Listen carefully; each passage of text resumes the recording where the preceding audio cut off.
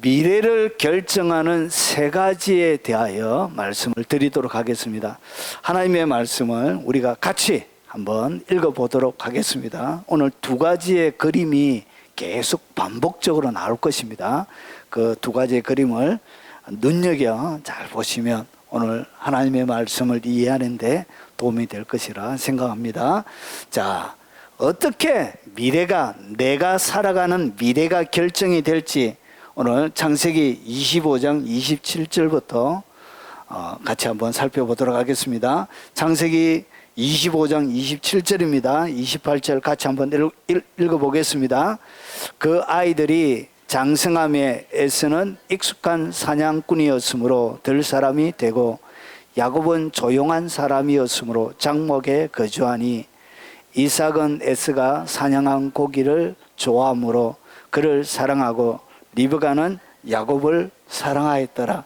오늘 우리가 읽었던 두 절은 여기 그림에 나와 있습니다. 장성했는데 에서는 익숙한 사냥꾼이어서 사냥을 좋아했습니다. 그래서 아버지는 이 에서를 좋아했고 리브가는 이 야곱을 좋아했습니다. 자, 그러면서 이야기는 다음 그림으로 넘어갑니다. 자, 보십시오. 그 다음에 그림이 뭐냐? 이 야곱이 팥죽을 쓰고 있었던 것. 식사 때가 다 되었던가 봐요. 그런데 사냥을 하고 돌아온 에서와 함께 무슨 일이 일어나요. 자, 그 내용을 한번 읽어보도록 하겠습니다. 자, 29절부터 34절입니다. 같이 한번 읽어보겠습니다. 야곱이 죽을 쑤었더니 에서가 들에서 돌아와 심히 피곤하여 야곱에게 이르되 내가 피곤하니 그 붉은 것을 내가 먹게 하라 한지라. 그러므로 에서의 별명은 에돔이더라. 야곱이 이르되 형의 장자의 명분을 오늘 내게 팔라. 에서가 이르되 내가 죽게 되었으니 이 장자의 명분이 내게 무엇이 유익하리요. 야곱이 이르되 오늘 내게 맹세하라. 에서가 맹세하고 장자의 명분을 야곱에게 판지라. 야곱이 떡과 팥죽을 에서에게 주매 에서가 먹으며 마시고 일어나 갔으니 에서가 장자의 명분을 가볍게 여김이었더라. 아멘. 그래서 요 그림에 요 이야기가 다 나와 있는 것입니다. 자, 그러면 한번 보겠습니다. 여러분, 이 리브가가 잉태를 했습니다. 리브가가 얼마나 40에 이삭 40대에 결혼을 해가지고 리브가가 얼마 동안 불임이었냐? 20년 동안 불임이었습니다. 하나님이 좀 빨리 주면 좋겠는데 이상하게 아브라함에게도 25년을 기다리게 하시지만 이삭에게도 20년이나 걸려서 자녀를 주신 거예요. 하나님 참 이상해요. 그래서 오늘 여기에 보면 이 두 가지의 요 그림, 요 두 가지의 그림 속에 뭐가 있냐? 미래를 결정하는 미래를 딱 결정짓는 세 가지의 중요한 요소가 요 그림 가운데 들어가 있습니다.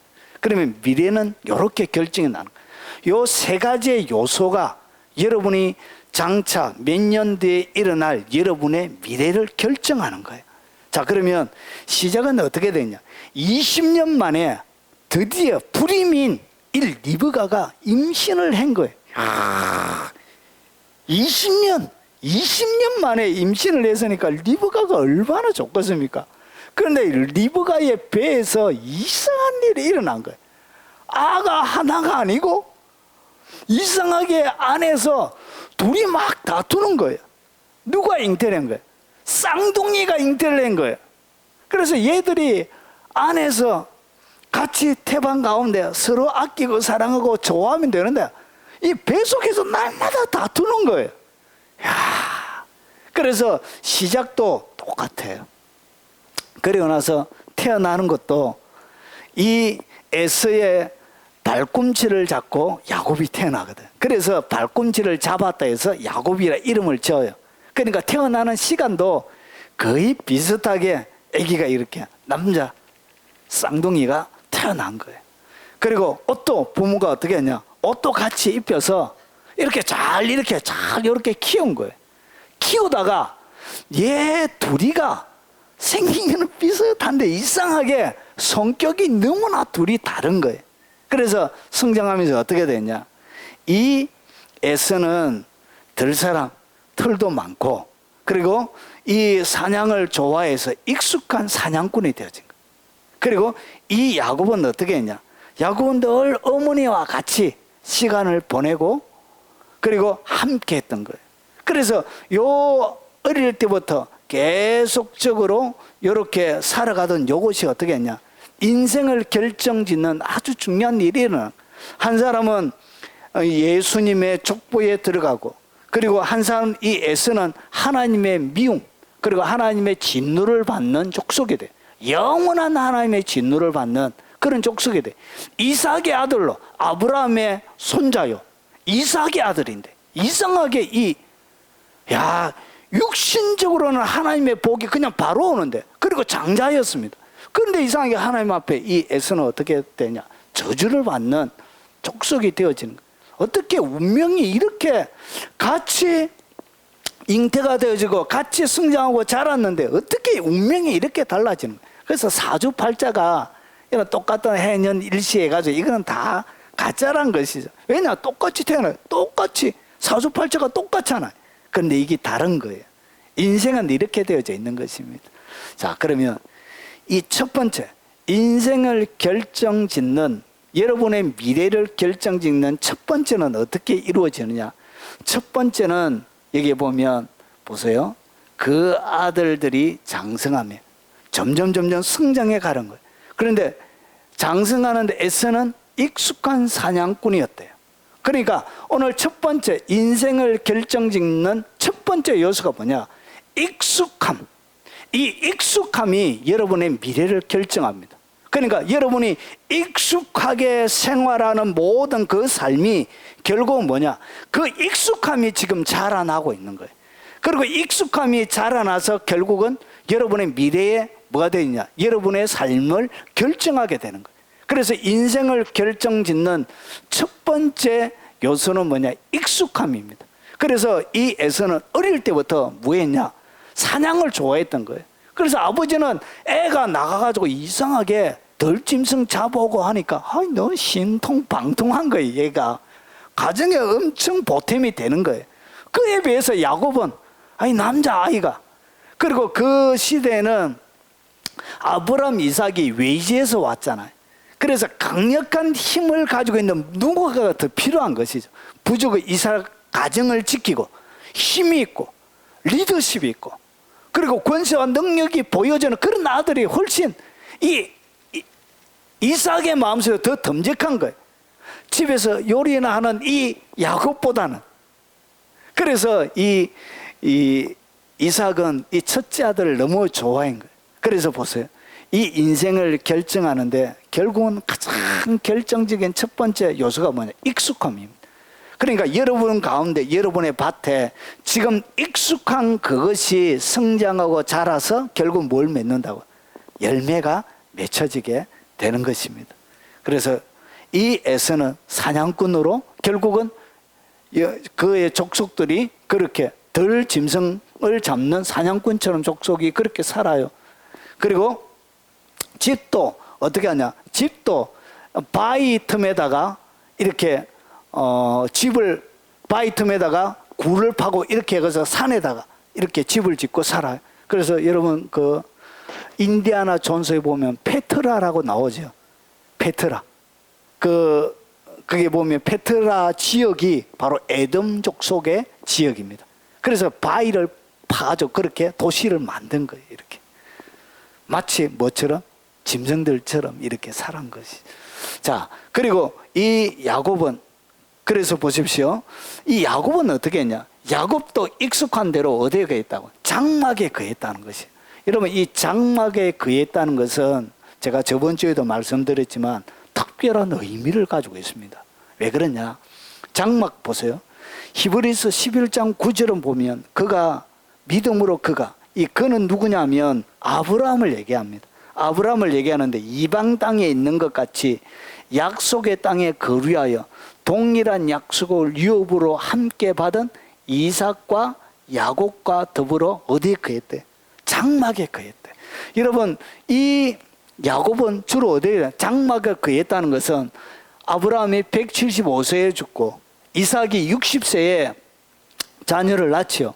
그러면 60세에 자녀를 낳으니까 결국은 이 아브라함과 이 야곱은 몇 년을 같이 사냐? 15년을 같이 사는 거예요. 그러니까 에서와 야곱과 아브라함이 같이 한 장막에서 같이 15년 청소년기를 보내는데, 이 야곱은 어떻게 하냐? 늘 할아버지 곁에서 할아버지의 말을 듣고 할아버지의 하나님의 간정을 듣고, 그리고 할아버지가 전달해주는 모든 믿음의 유산을 어떻게 하냐? 이 젊은 시절 장막을 떠나지 않고 할아버지와 함께 거하면서 이 아브라함의 모든 믿음의 유산을 어떻게 한다? 이 야곱이 다 그가 전수를 받게 되어지는 거예요. 이렇게 해서 결국은 어떻게 하냐? 끊임없이 어머니와 같이, 그리고 이 아브라함이 장막에 거하면서 어릴 때부터 아브라함이 하는 것을 15년 동안 지켜본 거예요. 15년 동안 아브라함이 늘 하는 것, 그리고 그 곁에서 늘 하는 것. 여러분, 어떤 제가 할아버지로 있던 섬기는, 제가 담임 목사님을 섬길 때 연세가 좀 드신 분이 계셨습니다. 그런데 그 손자들이 있었는데 보니까 할아버지가 앞에서 기도하고 있으니까 엉덩이 이렇게 숙여가지고 기도하고 있으니까 손자들이 와가지고 엉덩이를 자기도 굽혀가지고 할아버지하고 똑같이 이렇게 기도하는 모습을 제가 본 적이 있습니다. 여러분, 뭐 하더라고? 할아버지 어떻게 하는지 유심하게 딱 바라보고 할아버지 하는 거 똑같이, 그러면서 할아버지 기도하고 있는데 할아버지 보고 눈 감고 기도하고 이렇게 하는 걸 제가 본 적이 있습니다. 너무너무 귀엽던데. 그래서 이 할아버지가 무엇을 하는지에 대하여 철저하게 그가 보고 익히고 배웠던 거. 어디에서? 장막에서. 그래서 이 장막에서 뭘 배웠냐? 할아버지 아브라함의 믿음을 그대로 전수하고, 그리고 장막에 거했다는 거, 어떻게 경건한 삶을 유지하고 있는지를 철저하게 전수를 받게 되죠. 어린 시절 전체를 그렇게 보낸 거예요. 여러분, 그래서 여러분, 이 익숙함이 결국은 어떻게 되냐? 똑같은 엄마의 배 속에서, 똑같은 식사 자리에서, 똑같은 부모 밑에서 성장하고 자라지만, 여러분, 그가 어디에 익숙하게 그의 삶을 훈련시키느냐에 따라 여러분 삶은 완전히 바뀌는 거예요. 미래는 완전히 바뀌는 거예요. 여러분, 예를 들어서 이런 거예요. 똑같이 개입니다. 개. 똑같은 엄마의 뱃속에서 이렇게 태어났는데, 여러분, 이 개를 갖다가, 여러분, 이 개 한 마리에는 몇십만 원밖에 안 해요. 그런데 이 개를 무엇으로 키우냐? 이렇게 탐지견이나 그리고 안내견이나 이런 개로 키우면 이 개값이 어떻게 되냐? 100배로 튀어버립니다. 100배. 그러니까 보세요. 이 탐지견의 가치가 한 마리가 보통 1억 정도 합니다. 개 한 마리가 몇 마리라고? 개 한 마리가 1억이에요. 1억. 그러니까 똑같이 했는데 한 마리는 잘 그냥 마음대로 살다가 어떻게 개장수한테 잡혀가지고 안 좋은 운명을 당하고, 한 마리는 어떻게 잘 팔려가지고 어떻게 했느냐? 이런 열심히 양성주관이 이 탐지견 한 마리 키우는데 16주 정도가 걸린대요. 그래가지고 16주 동안 이 탐지견 한 마리를 키우는데 비용이 약 4천 정도 든대. 이야, 16주. 4천 딱 들이면 16주 만에 몇십만 원짜리가 얼마가 되어진다고요? 1억이 되는 거예요. 1억이. 자기 형제들은 어디에? 개장수한테 잡혀가고. 인생이 이렇게 완전히 바뀌는 거예요. 개도 어디에 익숙해진다에 따라 뭐가 바뀐다고? 완전히 가치가 바뀌는 거예요. 그래서 우리의 인생은 무엇으로 바뀌냐? 지금 내가 익숙해져 있는 그곳이 결국은 성장하고 자라서 내 미래를 결정하게 되는 것입니다. 여러분, 여러분의 삶은 무엇으로 익숙해져 있습니까? 여러분, 교회 다니면서도 이런 분들이, 애주가분들이 계시던데 보니까, 여러분, 이렇게 많이 드시고 하면 결국은 어떻게 하냐? 중독이 됩니다. 이것이 뭐예요? 익숙함이란 것이에요. 익숙함. 결국은 이렇게 익숙해지면 내 몸에 이 간은 어떻게 되죠? 간염, 그리고 지방간, 결국은 간경화, 결국은 간암으로 발전해서 내 인생은 망가지게 되는 것이죠. 여러분, 내 몸만 망가지는 거 아니에요.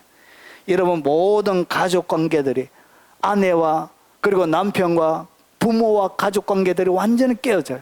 그리고 자기의 자녀들과 관계도 완전히 깨어져요. 그래서 모든 사람에게 짐스러운 존재가 되는 거예요. 너무 짐스러운 거예요, 이게. 이런 존재가 되는 거예요. 결국은 내가 어디에 내 삶이 익숙해져 있느냐. 여러분, 담배에 익숙해져 있는 사람들은 결국은 어디에 가냐? 결국은 이렇게 계속 피다가 이런 폐 다 망가지는 것이죠. 그리고 결국은 이게 폐가 고장이 나서, 이런 폐암이 무슨 이유가, 여러분, 심장에서 피가 나와서 폐를 통해서 어디에? 전 기관에 전달이 되어져요. 그래서 전이가 제일 잘 돼요. 저희 아버지가 30년 담배를 피시고, 그리고 손녀가 딱 태어나니까 딱 끊으시더라고요. 대단하지. 손녀가 그러고 나서 얼마 동안 담배를 안 피시니 20년, 마지막 돌아가시기까지 20년 정도를 담배를 안 펴셨는데도 불구하고 20년 전에 있는 그 폐에 박혀 있던 그것이 어떻게 암으로 발전이 되죠. 그리고 거기에서 전이가 돼가지고 머리까지 온몸에 다 전이가 되어져서 결국은 말기암으로 이렇게 검사를 하니까 이미 다 퍼져 있는 거, 온몸 전체. 여러분, 이렇게 여러분, 몸에 잘못된 흔적들은 어디에 남는다고요? 몸에 남아요, 이렇게. 결국은 그 익숙함, 어디에 익숙해져야 되냐, 거기에 따라 인생 미래는 결정이 나는 거예요. 그래서 디모데전서 4장 7절 8절에 이렇게 얘기합니다. 망령되고 허탄한 신화를 버리고 경건에 이르도록 내 자신을 뭐하라? 연단하라는 것이, 연습하라는 것이죠. 훈련하라는 것이죠. 어디에 이르도록?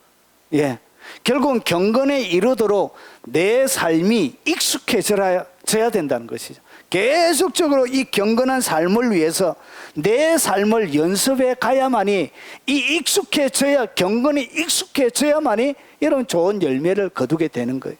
육체의 영단은 약간의 유익이 있지만, 이런 건강하게 운동하면 약간의 유익이 있습니다. 그러니까 인생의 이 길을 살아갈 때 건강하게 살아갈 수 있기 때문에 유익이 있습니다. 그런데 이 경건은 범사에 유익할 뿐만 아니라 금생과 내생에게도, 여러분 죽고 나서 죽음 이후에도 이 경건한 삶에 대해서는 하나님이 뭐가 있다? 약속된 복이 있습니다. 약속이 있습니다. 여러분, 그래서 이 땅의 인생을 살아갈 때 보십시오. 성경을 읽는 것도 어떻게 되냐? 연습이 되어져야 돼요. 이게 금방 되는 게 아니에요. 여러분, 훈련하셔야 돼요. 여러분, 성경을 많이 읽다가 보면 여러분 잠시 앉아서도 뭐 창세기 50장은 금방 읽어요, 이렇게. 여러분, 신약 성경 같은 거는 여러분 하루 만에, 하루 마음 잡고 딱 하면 아침부터 밤까지 이렇게 하루 만에, 보통 이틀 하면 신약은 이렇게 다 읽을 수 있습니다. 이 훈련만 하면 성경을 어떻게 한다고요? 굉장한 빠른 시간 내에 읽을 수 있게 되어지는, 이것이 어떻게 되냐? 훈련이 되어져야 돼요. 여러분, 성경은 적어도 10독을 해야, 10독 정도 하면 이 창세기부터 요한계시록에 감이란 것이 조금 와요. 10독 정도 해야 감이란 것이 오는 거예요. 그래서 많이 읽고 하면 이것이 금방금방, 그리고 성령께서 많이 읽고 성경에 대해서 하면 성령께서 어디에 무엇을 계속 가르쳐줘요. 이렇게 짝을 탁 메워가지고 진리로 성령께서 가르쳐줘요. 근데 기본적인 성경에 대한 지식이 없는 사람들은 하나님이 깊이 있게 진리를 가르쳐 줄 수가 없는 거예요. 그래서 이것이 어떻게 되냐? 계속적으로 훈련을 딱 하면 이것이 어떻게 되냐? 깊이가 굉장히 깊어집니다. 여러분, 이것을 성경 읽는 것뿐만 아니고 묵상하는 것뿐만 아니라 기도도 마찬가지. 여러분, 이 기도가 10분 기도를 잘 해야 8시간까지 기도가 되는 거예요. 10분, 그리고 30분, 1시간. 이런 것에 최선을 다해서 이렇게 시간을 계속적으로 하다 보면 이것이 계속 시간이 늘어져 가는 거예요. 1시간 기도하지 못하는 사람은 8시간 이렇게 기도할 수가 없어요. 5시간 기도할 수가 없어요. 기본적인 이 기도 시간이 훈련이 되어져 있어야만이 기도 시간이 굉장히 깊어져 가요. 그래서 어느 정도 되지만 그냥 3시간은 그냥 눈 감고 조금 있으면 그냥 지나가요. 그렇게 기도가 깊어져 가는 거예요. 기도하는 것이 힘들지 않는 거예요. 이것이 어떻게 되냐? 훈련이 되어져 있어요. 이 기도의 훈련이 잘 되어져 있지 않는 사람들 기도가 굉장히 낯설어요. 그리고 보통 훈련이 안 되어져 있는 사람이 기도의 줄을 잡는데 40분 걸려요. 하나님과의 깊은 관계 속에 내가 기도를 하고 있다는 것을 주님과 교통이 느껴지는데 평균적으로 조사를 했습니다. 이렇게 기독교인들 상대로. 그래가지고 기도의 줄을 잡는데 보통 평균, 이것이 조용기 목사님의 기도라는 책에도 소개가 되어지고 있습니다. 보통 40분 정도 걸려요. 그러면 30분 정도 기도하는 사람들은 깊은 기도에 제대로 들어가 본 적도 없는 거예요. 그러니까 이런 기도를 통해서는 깊은 기도의 단계까지 나갈 수가 없는 거예요. 그러니까 기도가 계속적으로 긴 시간 동안 훈련이 되어져 있을 때 기도의 줄을 잡는데 사실은 40분 일에 안 걸려요. 기도하는 순간 바로 연결이 돼요. 이것은 훈련이 되어질 때 그래요. 그래서 기도하는데 하나님과 연결이 되어지는데 그렇게 시간이 많이 걸리지 않습니다. 그리고 항상 습관적으로 기도를 계속 주고 방기도를 통해서 계속 하는 사람들 기도의 줄이 늘 연결이 되어져 있습니다. 이것이 어떻게 되냐? 훈련이 되어져 있어야 되는 거예요. 훈련. 계속적인 반복적인 훈련. 이렇게 되어질 때 여러분 이것이 기도나 말씀이나 기타 여러 가지 것들이 어렵지가 않습니다. 그래서 이것은 일상적인 생활이 되는 거예요. 그런데 이것이 자신을 연단하지 않는 사람, 이 하나님의 경건에 연단이 되어져 있지 않는 사람들에게 이것이 어떻게 되어지냐? 결국은 이런 것들이 자라나지 않는 거예요. 영적인 것들이 성장하고 자라나지 않는 거예요.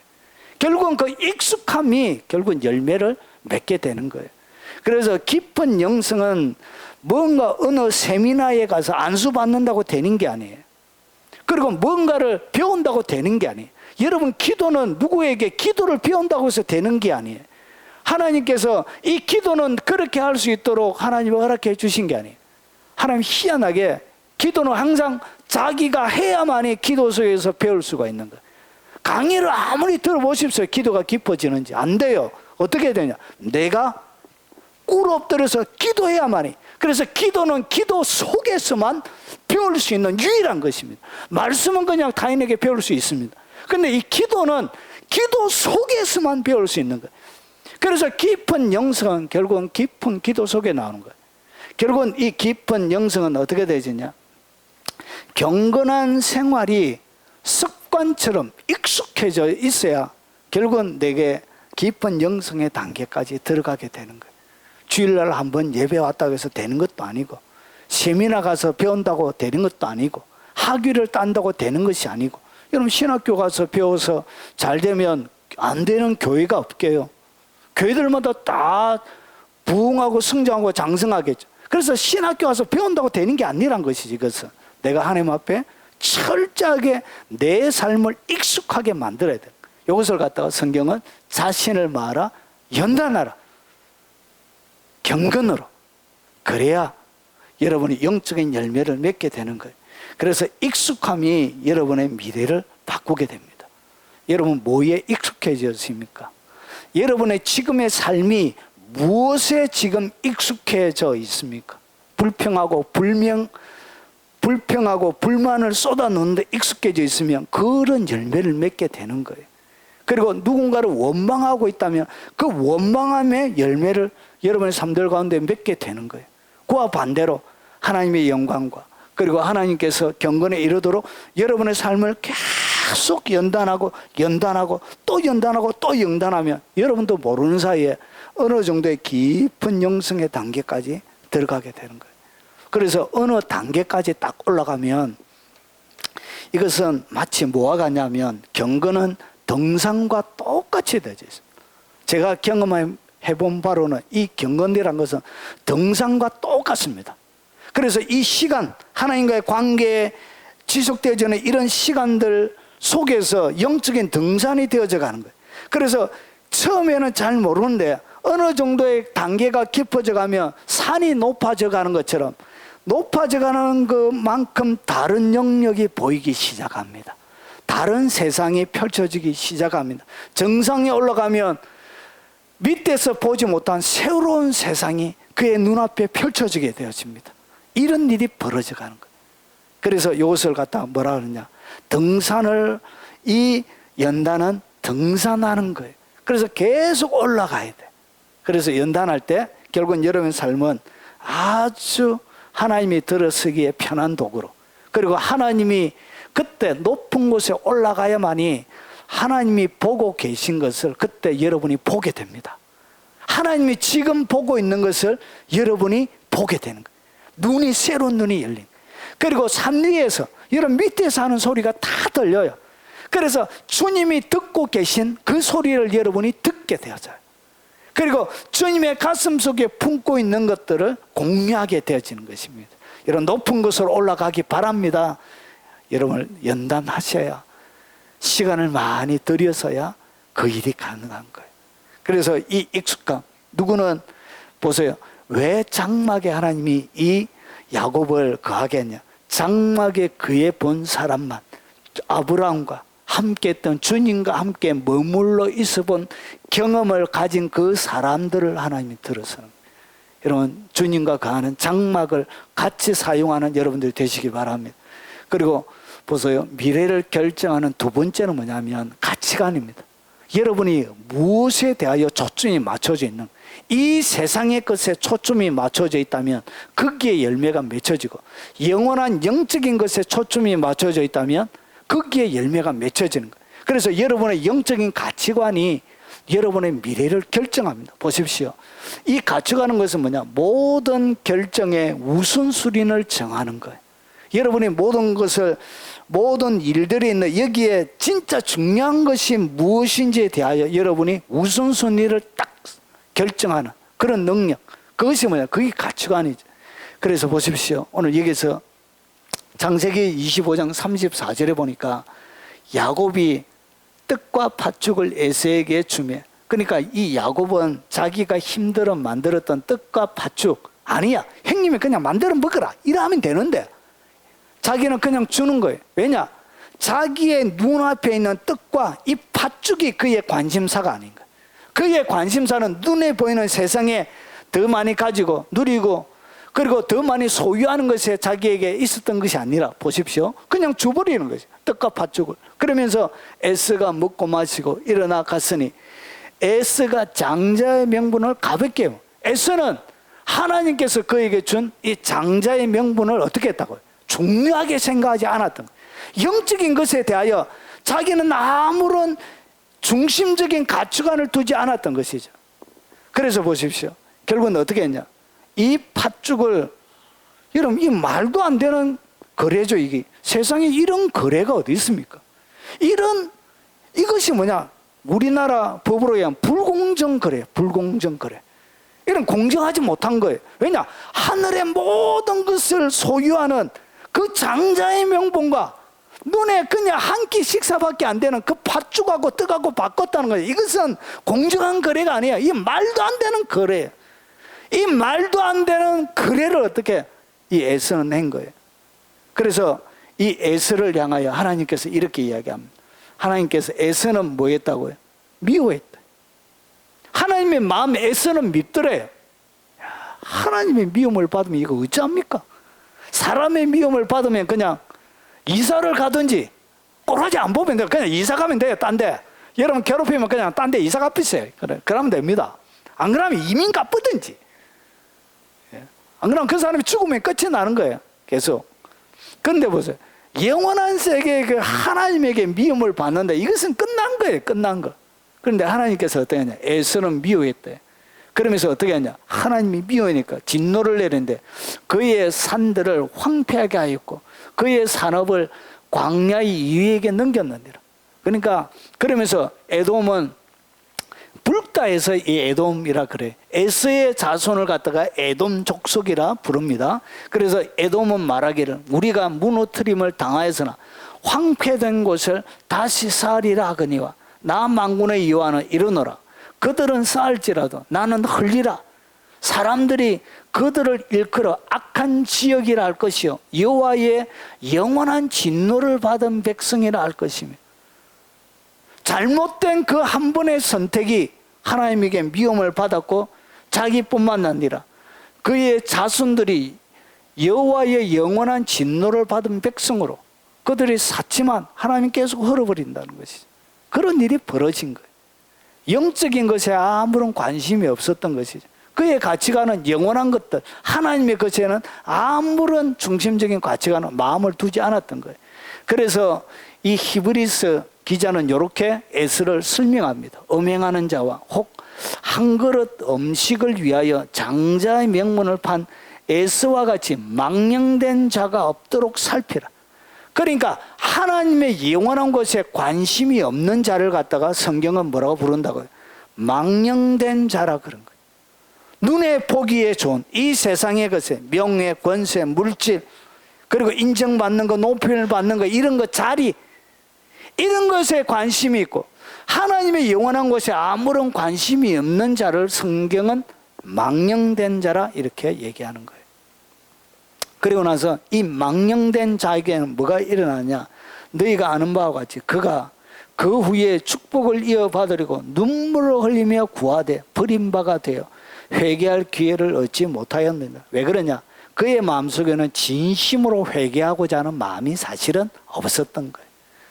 그의 마음속에는 그냥 복을 잃어버렸으니까 거기에 대한 그런 세상의 복에 대한 것이 있었지 하나님의 영원한 것에 대한 것이 있었던 것이 아니에요. 그래서 하나님이 그의 마음을 어떻게 보냐? 그거 자체도 회개하려고 하는 것도 거짓이란 것이죠. 진실이 그에게 없었던 것이 결국은 버림받게 되어진 것이. 여러분, 회개도 진짜 하나님 앞에 회개하는 마음이 있고 나서 회개해야 되는 것이지, 사람은 속일 수 있습니다. 사람은. 그런데 누구는 못 속이냐? 하나님은 속일 수 없어요. 그래서 이 망령대자라는 것은 이 다른 말로 뭐라면 하나님을 회개한다고 하면서 하나님을 또 속이고 있는 거예요. 하나님을 거짓 회개를 통하여 하나님을 또 속이고 있는 거예요. 하나님이 그 진실을 아셨던 것이죠. 그에게는 영원한 것, 하나님에 대한 것이 아무런 사모하는 마음이 없었던 거예요. 여러분, 교인 중에도 하나님의 것에 관심이 없는 교인들이 많이 있습니다. 성경은 그런 것을 갖다 뭐라 부르냐? 망령된 자라 이렇게 부릅니다. 그들의 회개는 거짓입니다. 거짓.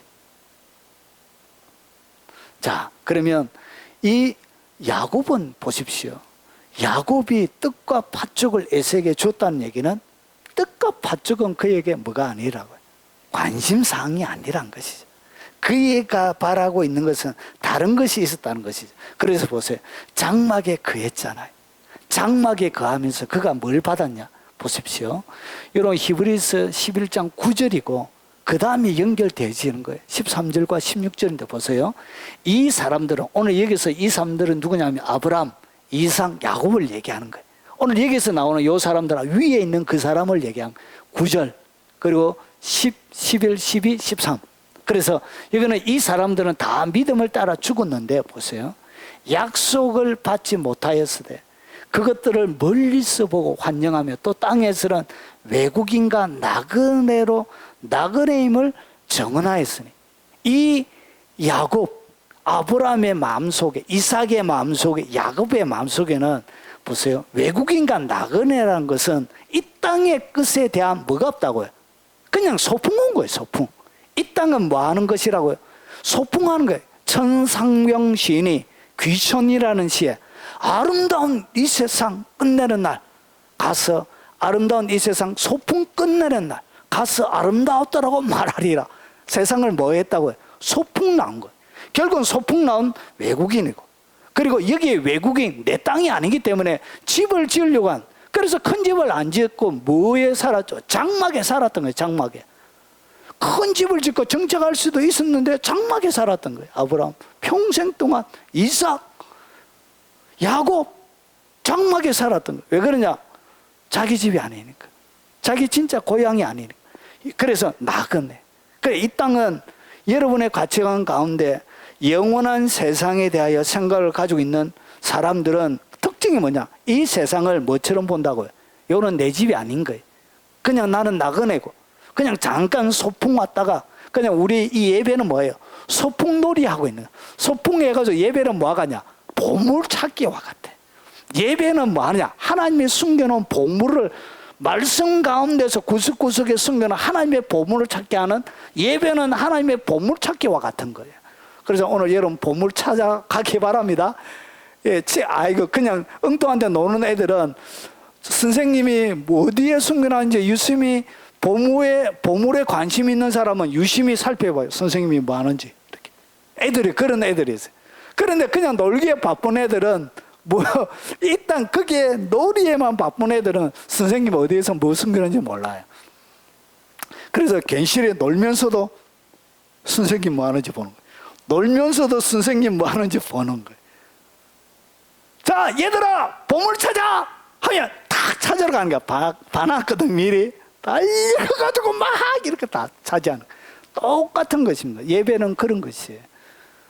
그래서 우리는 뭐 하고 있다? 소풍놀이 하고 있는 것입니다. 소풍놀이 하면 재밌게 놀다가 이제 여기에서 안 된다고 근심하고 걱정하고 괴로워하고 힘들어하고 할 필요가 없어요. 소풍 나와가지고 재밌게 놀다 가야 되는데 막 아파가지고 막 이렇게 하는 것은 진정한 뭐가 아니라 외국인이 아니에요. 진짜 소풍놀이를 소풍처럼 보내야 되지. 예? 소풍 가가지고 세상에 오만 근심 걱정 다 하고, 예? 원망과 불평하고 내가 이 끝나면 집에 가서 가만히 안 둘 것이라 놈 잡아야 되겠다 하면서 막 이렇게 평생 동안 보내면 안 되는 거예요. 여러분 소풍처럼 보내시기 바랍니다. 예, 그래서 외국인과 나그네라 그런 거예요. 그래서 이 야곱의 마음속에는 뭐가 있냐? 아브라함의 마음이 그에게 전이가 된 거예요. 아브라함은 이렇게 외국인과 나그네. 그래서 아브라함은 특별한 것을 본 거예요. 그들이 이같이 말하는 것은 자기들이 본향 찾는 자임을 나타내미니라. 그러니까 이 나그네 그리고 나그네 외국인은 결국은 어디에 가죠? 본향, 자기의 고향에 가잖아요. 나그네는 결국은 돌아갈 집이 있는 것이죠. 그것을 나그네라 그런 것이죠. 외국인은 자기의 고향이 있는, 고국이 있는 거예요. 그래서 보세요. 본향을 찾는 자라 얘기해요. 진짜 신앙 뭐냐? 본향을 찾는 것인데 보세요. 그런데 이 본향이 이 땅에 있는 본향이면 15절이 적용이 안 되는 거예요. 보세요. 그들이 나온 바 본향을 생각하였더라면 돌아갈 기회가 있었으리니요. 그러니까 이 땅이 그의 진정한 고향이었다면 언제든지 돌아갈 기회가 있었던 거예요. 근데 안 돌아갔다는 얘기는 이 땅이 그의 고향이 아니란 거예요. 그러면서 보세요. 그들이 이제는 더 나은 본향을 사모하는 거예요. 그러니까 그의 삶이 어디에 초점이 맞춰져 있냐? 나그네. 그냥 여러분 외국인이었던 거예요. 이 땅은. 그러면서 더 나은 본향을 향한 사모함이 그 사모하는 그 마음, 이 가치관을 가지고 그들이 살았던 거예요. 그러면서 보세요. 곧 하늘에 있는 것이라. 이 본향이 어디에 있다가? 하늘에 있는 본향이란 거예요. 그러면서 이름으로 하나님이 그들의 하나님이라 일컬음을 받으심을 부끄러워하지 아니하시고 그들을 위하여 한 성을 예비하셨는데 이 한 성이 요한계시록에 나오는 새 예루살렘이 되는 거예요. 하늘의 새 예루살렘이 마지막 천년왕국이 지나고 새하늘과 새 땅이 되어질 때 그때 하늘에서 새 예루살렘이 땅으로 내려오게 돼요. 지구에. 그래서 이 땅에서 하나님이 만드신 새 예루살렘에서 영원히 부활의 모습으로 살게 되어지는 거예요. 여기에 뭐가 맞춰지냐? 초점이 맞춰져 있었던 거예요. 그래서 이 야곱의 마음속에는 이 땅을 살아가는 이 땅의 것에는 뭐가 없었다고요? 관심이 없었던 거예요. 그냥 자기는 나그네요, 외국인이었다는 것이죠. 그래서 영원한 천국이 그의 소망이었습니다. 그래서 여러분 이 눈에 보이는 이 팥죽과 떡이 그에게는 아무런 문제가 안 되어졌던 거예요. 힘들게 만들었지만 이것을 통해서 장자권을 할 수 있다면 거기에 대하여 자기가 모든 것을 준 거예요. 자, 그러면 보십시오. 그래서 믿음이란 것은 뭐냐? 바라는 것들의 실상, 그 영원한 하나님의 것을 그가 믿는 거예요. 결국은 그것이 실상이 되는 거예요. 보지 않는 것들의 증거가 되는 거예요. 그래서 믿음으로 그들이 영원한 본향을 바라보면서 눈에는 보이지 않았지만 실상은 그들에게 있는 거예요. 실상이 되고 그리고 보이지 않던 것이 자기 그들의 것이 되는 거예요. 그러면서 어떻게 했냐? 에서는 장자의 명분을 가볍게 여겼는데 이 가치관은 것은 뭐냐? 이 장자의 명분은 결국은 이 장자의 명분을 받은 사람들은 뭘 받는 거냐? 사명을 받는 거예요. 장자의 명분이라는 사명을 받는 거예요. 사명. 그가 해야 되는 일을 받게 되는 거예요. 이것이 뭐냐? 그래서 사명이 그에게 준 아버지께 물려받았던 이유, 사명이 바로 그의 일생의 모든 결정의 우선순위가 되는 거예요. 사명이 우선순위가 되는 거예요. 하나님이 나를 부르신 이 땅의 이 일들을 내가 모든 것을 다 바쳐서 해드리는 것, 이것이 내 삶의 유일한 내가 살아가는 의미고 내가 살아가는 이유고 내가 호흡하는 영원한 사명이 되는 거예요. 여러분, 사명에 잡히기 바랍니다. 이 나를 부르신. 그래서 보십시오. 이 사명이 뭐냐? 나와 복음을 위하여, 예수님과 복음을 위하여 살아가는 그것이 뭐라고요? 그게 바로 사명이에요. 사명. 그래서 여러분, 나와 복음을 위해서 하는 것인데 여기에는 뭐가 문제가 안 된다고요? 내가 내 집을 짓는 것이 문제가 안 되는 거예요. 그리고 형제가, 그리고 자매가, 그리고 어머니나, 그리고 아버지나, 그리고 내 자식이나, 이 땅 가운데 하는 내 경제를 얘기한다. 전토. 이런 것을 많은 자, 버리는 자. 무엇을 위해서 버린다고요? 사명을 위해서. 주님이 나를 부르신. 이것이 내 인생의 목적이 되는 거예요. 여러분, 양화진에 가면은 선교사 무덤이 있습니다. 우리나라에 초창기 때 선교사로 언더우드, 아펜셀러 여러 선교사들의 무덤이 있네요. 거기에 보면 어린 아이들의 무덤이 있습니다. 어린 아이들. 아이들이 와서 미개한 이 조선의 땅에 와가지고 의료 혜택도 받지 못하고 결국은 자기들 자녀들을 거기에 대한민국 땅에 그들이 묻습니다. 무엇을 위해서? 주님이 나를 부르신 그 사명. 주님이 나를 이 땅 가운데 심으신 그 이유. 주님이 나를 이 땅 가운데 존재케 하신 그 주님의 부르심. 그 주님의 부르심 앞에 나의 눈에 여도 아프지 않는 사랑하는 자녀들까지 주님이 눈물이 흐르고 있는 그 땅에 심게 되는 것입니다. 그것이 바로 사명인 것이죠. 언더우드가 약혼녀가 조선에 가면 당신하고 결혼할 수 없다고 할 때 약혼녀와 파혼하게 되죠. 하나님의 그 부르심 때문에. 하나님의 그 부르심이 그렇게 사랑하는 아내와 같이 살아갈 수도 있음에도 불구하고 파혼을 하고서라도 하나님의 부르심 앞에 그가 응답하는 것이죠. 이 장자의 명분은 바로 그 사명입니다. 나를 부르신.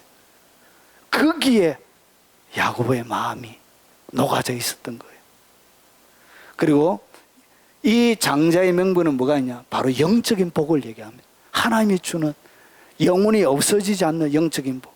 그래서 이 영적인 복, 이 에서는 세상적인 복, 이 세상적인 복을 못 받아서 회개함으로 눈물로 흘렸던 거예요. 그런데 이 야곱은 영적인 복을 보았던 거예요. 그래서 영적인 복을 딱 선택하면 세상의 복이 따라옵니다. 그래서 보십시오. 주님을 위하여 딱 버리게 된 자는 현재에서 몇 배나 받죠? 100배를 받습니다. 100배. 그리고 박해도 겸하여 받는데 이렇게 주님의 복음과 그리고 그 주님을 위하여서 할 때 내세 영생을 얻지 못할 자가 없는 거예요. 하나님께서 영적인 복을 선택하면 이 땅의 모든 것도 다 주십니다. 여러분의 가족이 아닌 여러분이 몸으로 낳은 자녀 외에 영적인 자녀들도 가지게 되어지고 영적인 부모도 가지게 되는 거예요. 영적인 형제도 가지게 되는 거예요. 이런 혈적인 혈육에 있는 육적인 형제, 부모 이거보다 훨씬 더 끈끈합니다. 예. 그리고 이 장자의 명분을 통해서 뭐가 오냐? 사명, 영적인 복과 그리고 하나님의 은혜를 입습니다. 은혜가 이 장자의 명분 안에 들어가 있습니다.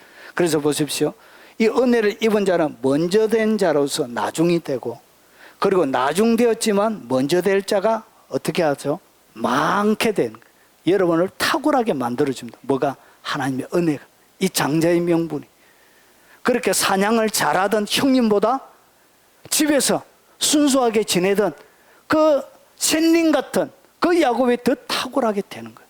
무엇을 통하여? 장자의 명분 가운데 하나님의 은혜를 잊게 되는 거예요.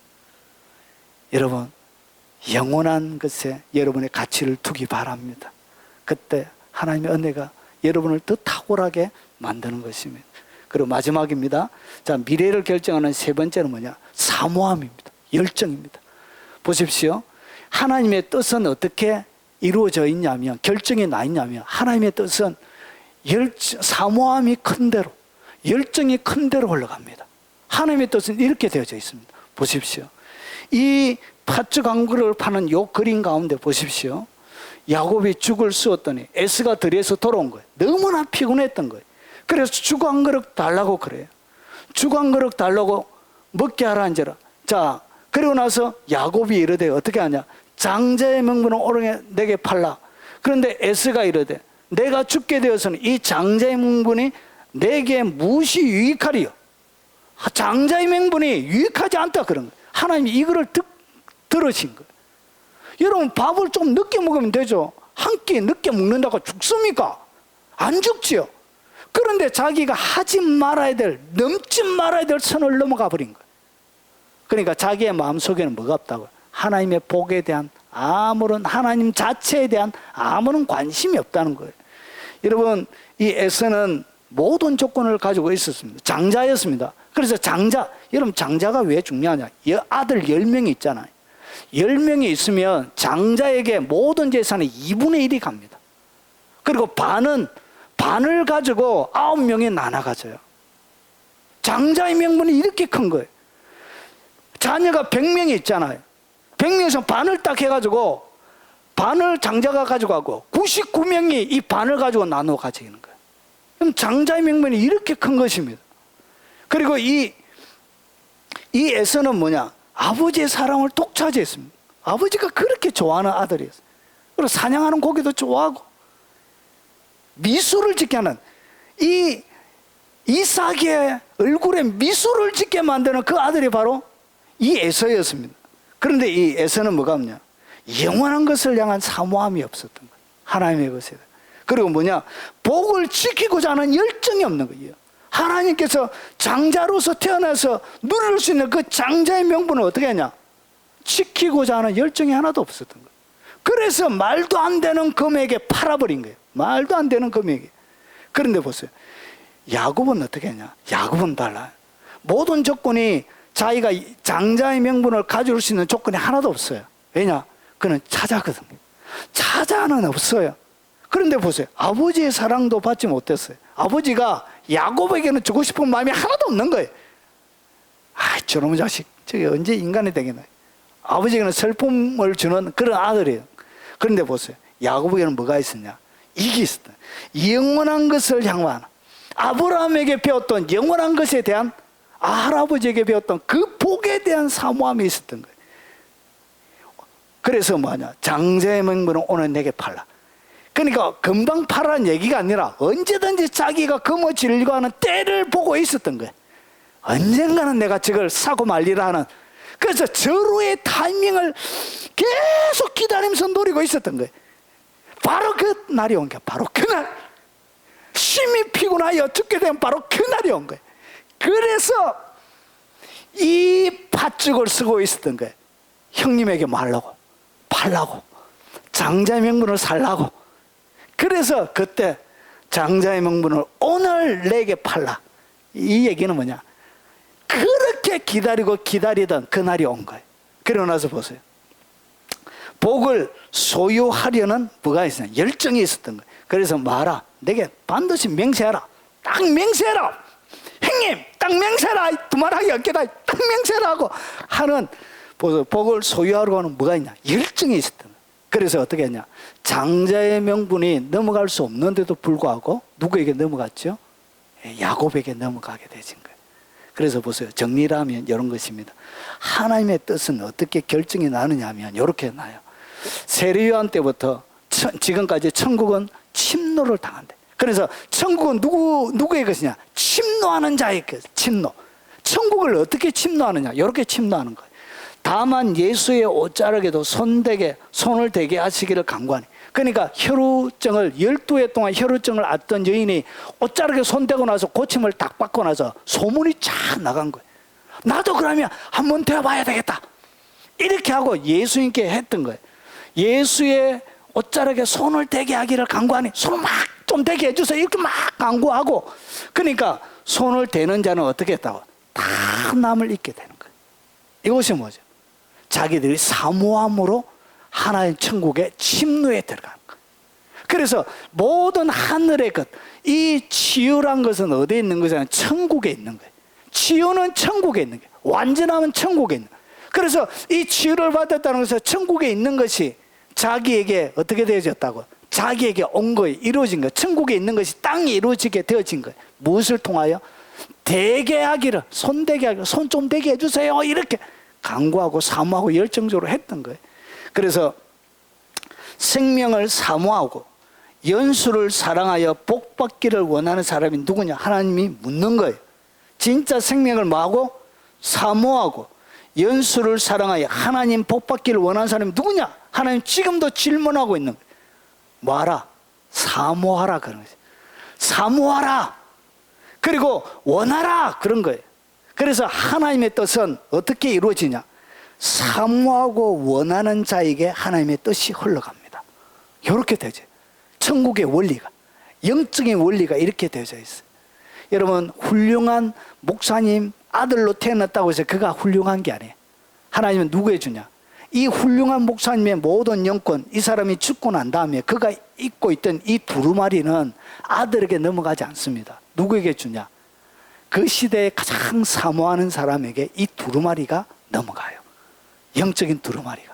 하늘로부터 수많은 사모함과 갈망을 통하여 내려온 영적인 두루마리는 하늘로 다시 돌아가지 않습니다. 땅에 머물게 돼요. 그가 죽게 되지만. 그러면 그가 죽고 난 다음에 남아있는 영적인 두루마리는 그것을 사모하고 갈망하는 사람에게 입혀집니다.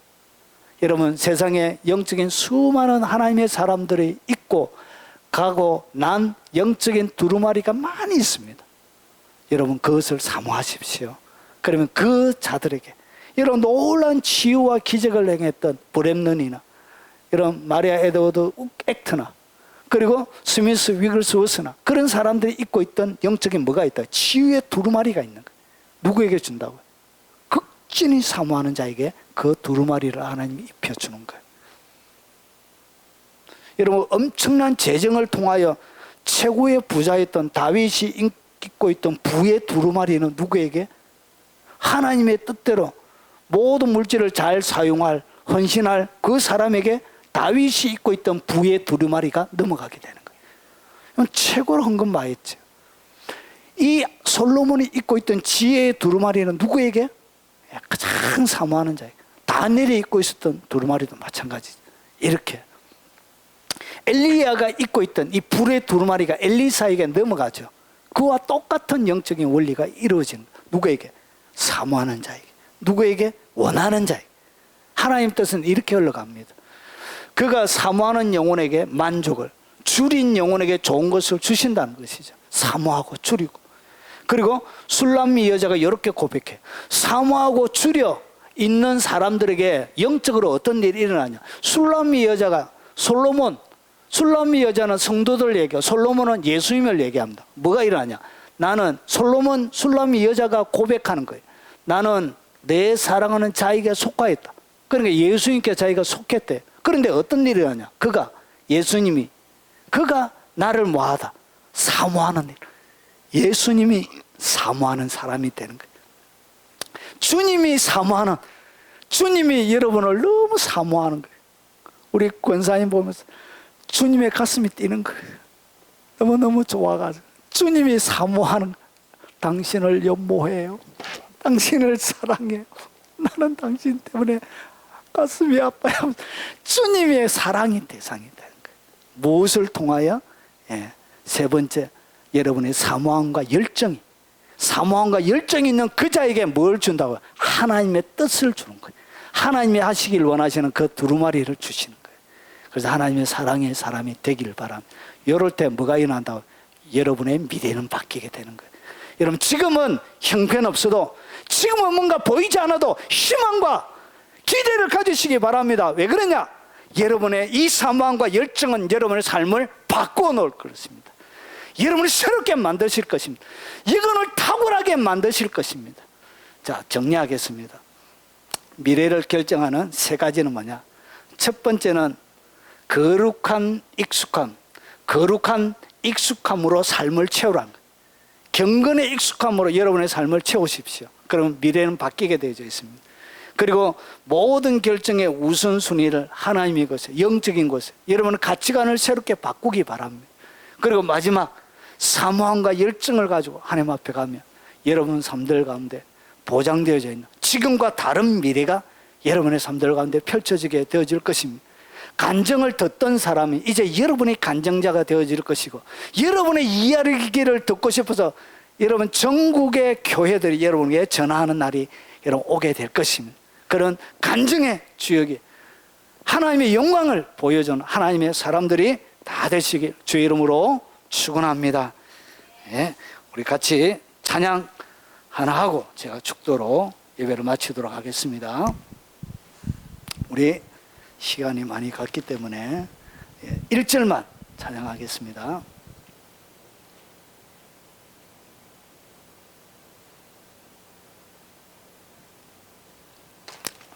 일절만 찬양하겠습니다.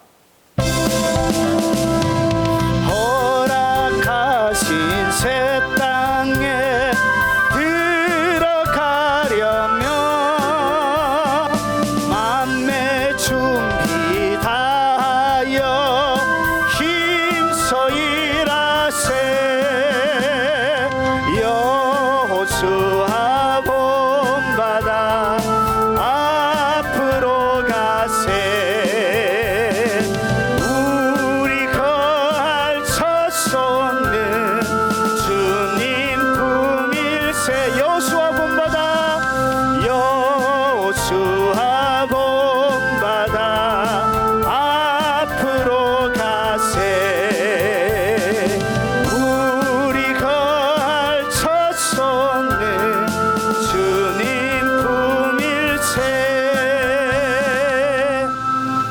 지금은 우리 구주 예수 그리스도의 은혜와 성부 하나님의 지극하고 크신 사랑과 성령님이 함께 하심으로 날마다 하나님의 영광을 담아내길 원하는 이 자리에 참석한 사랑하는 하나님의 백성들 머리 위에, 그들의 삶 위에, 부모님과 자녀들 머리 위에, 그리고 이 유튜브를 영상을 접하는 국내외 모든 하나님의 백성들에게 그들의 삶 위에, 그리고 그들이 섬기는 모든 아버지 안에 모든 관계되어져 있는 사람들 머리 위에, 그리고 이 나라와 이 민족의 교회와 동력하는 모든 동력자들 머리 위에 지금부터 영원 무궁토록 함께 있을 지어다.